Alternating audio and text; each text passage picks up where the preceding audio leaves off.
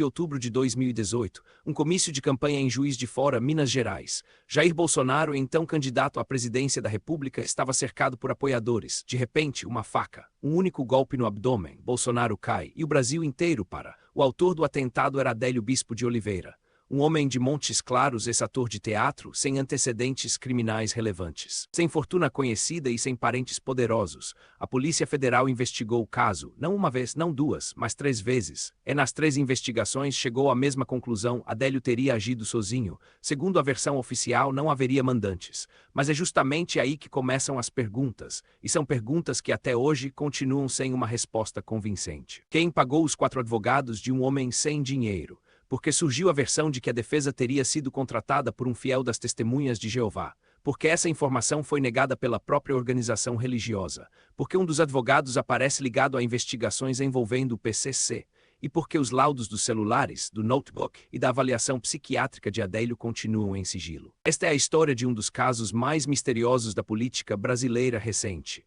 E aqui nós vamos analisar os fatos, os documentos e as perguntas que o Brasil ainda não respondeu. Fique até o final, porque o que você vai ver pode mudar a forma como enxerga esse caso. Adélio Bispo de Oliveira nasceu em 1980 em Montes Claros, Minas Gerais. Antes do atentado contra Jair Bolsonaro, ele era praticamente desconhecido. Foi ator de teatro amador, pequeno empresário e vigilante. Não tinha antecedentes criminais significativos, mas existe um detalhe que sempre chamou atenção. Adélio era um homem simples, não tinha patrimônio relevante, não tinha renda expressiva. Vivia de trabalhos informais. Mesmo assim, depois de ser preso, 4 advogados apareceram para defendê-lo. 4 advogados, para defender um homem sem dinheiro. A explicação apresentada foi a seguinte: os advogados teriam sido contratados por um fiel da Igreja Testemunhas de Jeová, de Montes Claros. Mas então veio o comunicado oficial da própria organização. A igreja declarou que nem Adélio nem sua família eram seguidores da religião. Também negou ter contratado os advogados. Ou seja, a versão apresentada não fechava. Se a contratação não veio das Testemunhas de Jeová, então veio de onde? Quem pagou pela defesa? Quem tinha interesse em colocar uma equipe jurídica em torno de Adélio logo após o atentado? Essa pergunta permanece sem resposta definitiva. E ela é uma das chaves mais importantes de todo o caso.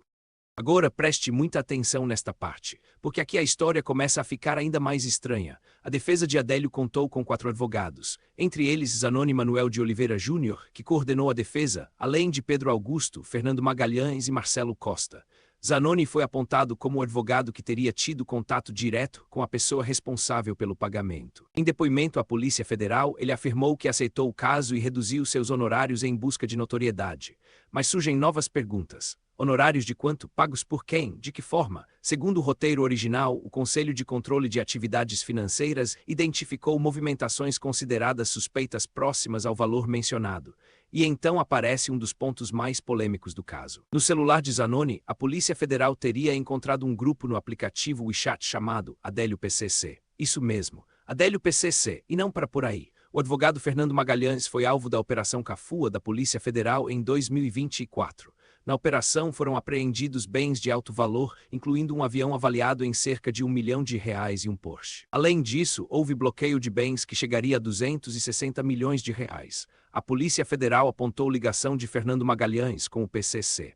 Mas, ao mesmo tempo, afirmou que essa ligação não teria relação com o atentado contra Bolsonaro. E é justamente isso que gera a dúvida. Um advogado investigado por ligação com crime organizado aparece na defesa do homem que atacou um candidato à presidência. Mesmo assim, a conclusão oficial diz que não houve relação com o crime. Você pode aceitar essa explicação, mas também tem o direito de perguntar: isso realmente fecha? Agora vamos falar do ponto que talvez mais incomode no caso Adélio Bispo. Quando ele foi preso, a Polícia Federal apreendeu 4 celulares e um notebook. A Justiça autorizou a quebra de sigilo telefônico 2 dias depois do atentado. A perícia foi realizada ainda em 2018. Mas o que foi encontrado nesses aparelhos? A resposta é sigilo. Até hoje. O conteúdo completo desses celulares e desse notebook não foi tornado público. Nós não sabemos com quem Adélio conversava. Não sabemos se existiam mensagens relevantes. Não sabemos se havia instruções, contatos, planos ou qualquer indício de financiamento. Não sabemos praticamente nada sobre o conteúdo desses equipamentos. E o laudo psiquiátrico também permanece em sigilo. A Polícia Federal afirma que Adélio foi diagnosticado com transtorno delirante persistente. Mas o laudo completo não foi divulgado ao público. Então as perguntas continuam. Se ele agiu sozinho, por que manter tanto material em sigilo? Se a conclusão é tão clara, porque o Brasil não pode conhecer os elementos que sustentam essa conclusão. É importante corrigir uma informação falsa que circulou na internet. Houve quem dissesse que a Polícia Federal não teria conseguido desbloquear os celulares de Adélio. Isso não procede. Segundo verificações citadas no próprio roteiro, os aparelhos foram periciados em 2018. O problema, portanto, não é que os celulares não foram acessados. O problema é que o conteúdo encontrado nunca foi amplamente divulgado, e isso mantém viva uma pergunta incômoda: o que havia nesses aparelhos? Adélio Bispo foi considerado inimputável. Isso significa que, segundo a Justiça, ele não poderia responder criminalmente da mesma forma que uma pessoa considerada plenamente capaz. A justificativa foi a existência de transtorno mental. Na prática, Adélio cumpre internação compulsória. Mas aqui surgem novos pontos difíceis de explicar. Adélio está na Penitenciária Federal de Campo Grande, em Mato Grosso do Sul. Não está em um hospital psiquiátrico comum, está em uma penitenciária federal. Segundo relatos citados no roteiro, ele vive isolado dos demais detentos em uma cela pequena de aproximadamente 6 metros quadrados. Também teria recusado banhos de sol, teria recusado medicamentos. Quando questionado, teria dito: "Não sou doido". Adélio também não receberia visitas familiares há bastante tempo. Relatos apontam isolamento, deterioração progressiva da saúde mental e pouco contato com outras pessoas. A previsão de saída mencionada no roteiro é 2038, quando ele completaria 60 anos. Mas a dúvida central permanece. Como um homem considerado mentalmente incapaz teria planejado um ataque com tamanha precisão? Como teria esperado o momento certo? Como teria se aproximado do alvo? Como teria escondido a faca? Isso prova por si só que ele não tinha transtorno mental? Não, mas também não elimina as dúvidas. Pode ser que Adélio seja, de fato, uma pessoa com grave transtorno mental. Mas também é legítimo perguntar se a tese da loucura acabou funcionando como uma forma de encerrar o caso sem responder todas as perguntas, e enquanto o laudo completo permanecer em sigilo. O público continuará sem condições de avaliar tudo com transparência. Esse é o problema. A Polícia Federal investigou o caso Adélio Bispo 3 vezes, e nas 3 ocasiões chegou à mesma conclusão: Adélio teria agido sozinho. A primeira conclusão veio ainda em outubro de 2018, poucos dias depois do atentado. A Polícia Federal afirmou que as informações obtidas com celulares e quebras de sigilo não levantaram suspeitas sobre a participação de outras pessoas. A segunda conclusão veio em maio de 2020. O caso foi reavaliado, mas novamente a conclusão foi a mesma: não haveria mandantes. A terceira conclusão veio em novembro de 2025. A Polícia Federal voltou a analisar documentos, equipamentos eletrônicos e novas informações, e pela terceira vez afirmou que Adélio teria sido o único responsável. O diretor-geral da Polícia Federal, Andrei Rodrigues, declarou que houve uma denúncia, que a polícia investigou a possível relação entre crime organizado, advogado e atentado, mas que a conclusão foi de inexistência de relação. Só que existe um detalhe importante. Durante essa apuração, a própria investigação identificou conexão de um advogado ligado ao caso com o PCC.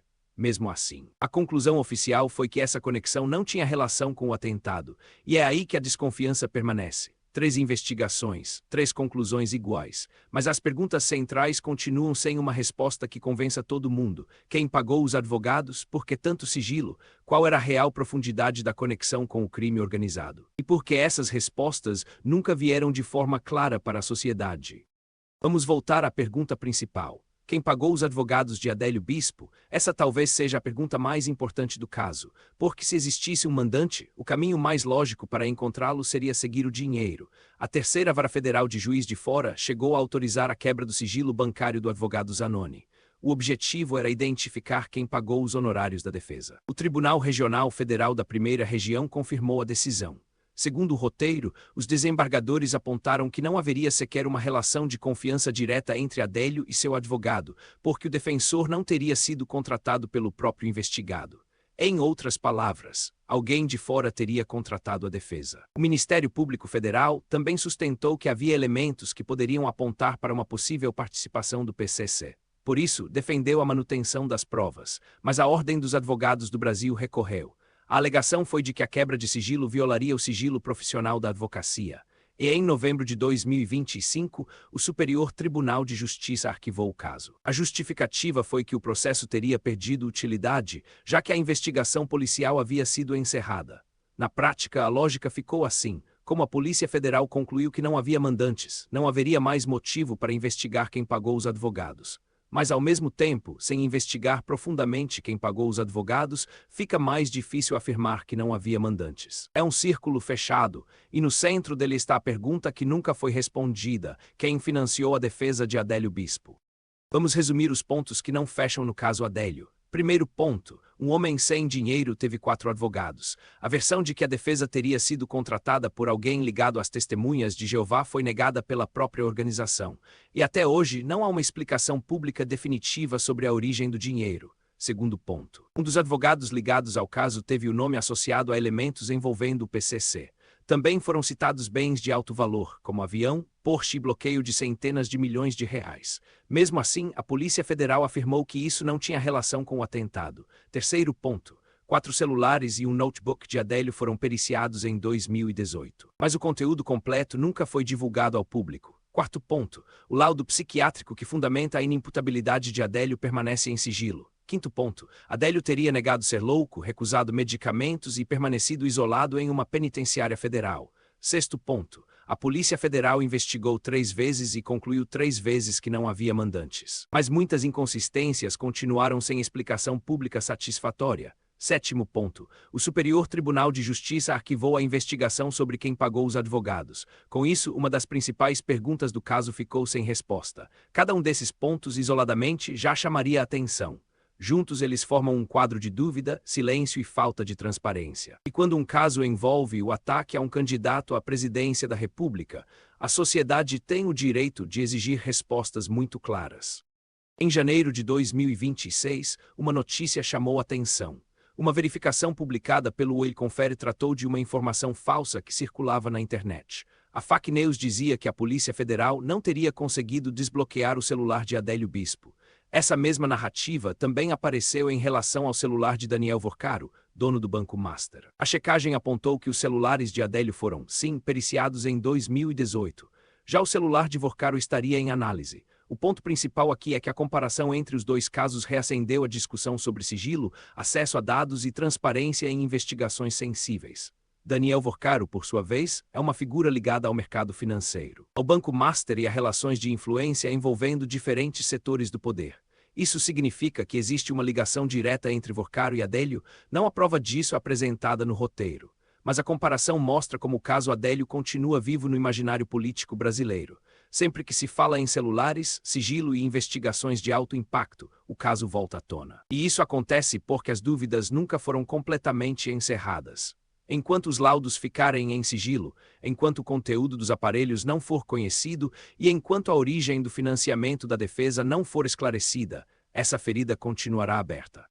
Vamos ser diretos: a Polícia Federal teve acesso aos dados, teve acesso aos laudos, teve acesso aos celulares, teve acesso ao notebook. Os materiais foram periciados em 2018, depois o caso foi revisitado em 2020 e novamente em 2025. 3 momentos diferentes, 3 apurações, e no final a mesma conclusão: não haveria mandantes. Mas o conteúdo completo segue sem ampla divulgação pública. Não é que a Polícia Federal não tenha informações. A questão é que a sociedade não conhece todos os elementos que sustentaram a conclusão, e isso abre espaço para desconfiança. Talvez o sigilo tenha justificativas legais, talvez envolva proteção de dados, talvez tenha relação com estratégia investigativa, talvez exista alguma razão técnica. Mas, em um caso tão grave, envolvendo um ataque contra um candidato à presidência, o mínimo esperado seria uma explicação pública extremamente clara.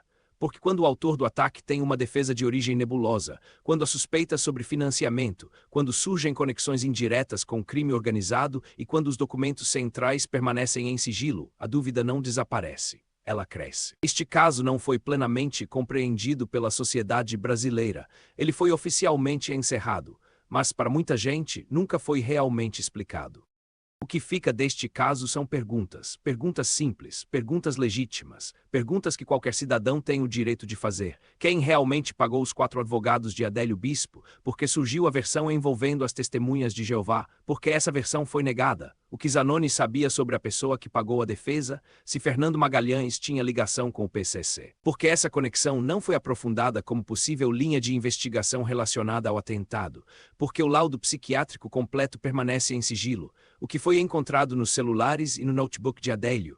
se Adélio foi considerado inimputável, porque ele teria recusado tratamento e dito que não era doido, e porque o Superior Tribunal de Justiça considerou que não era mais necessário investigar quem pagou a defesa. Essas perguntas não são teorias soltas. Elas nascem de fatos, documentos, decisões judiciais, investigações e lacunas públicas. E às vezes a ausência de resposta diz muito. Quem se beneficia do silêncio? Quem tem medo da verdade? E por que tantos anos depois? O Brasil ainda não sabe tudo sobre esse caso? Pense nisso. Se este vídeo fez você pensar, então ele cumpriu seu propósito.